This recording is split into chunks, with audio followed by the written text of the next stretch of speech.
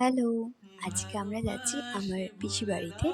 কারণ আজকে যে দিদির বিয়ে, সেই দিদিকে আজকে আইবুড়ো ভাত দেবে পিসি আর বৌদি মিলে। যাই হোক আমরা টোটো করে যাচ্ছিলাম আর আমাদের পাড়াতে কীর্তন হচ্ছিল, তোমরা অনেকেই জানো। আর আমরা পৌঁছেও গেছি। দেন আমরা যেহেতু খুব লেট করে এসেছিলাম, তাই জন্য যাওয়া মাত্রই দিদিকেও খাবার দিয়ে দিয়েছিল। দেন আমরাও খেয়ে নিয়েছিলাম তারই পাশেই।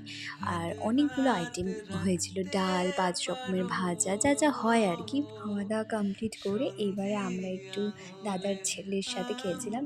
ও এত কিউট আর এত সুন্দর শান্তভাবে থাকে।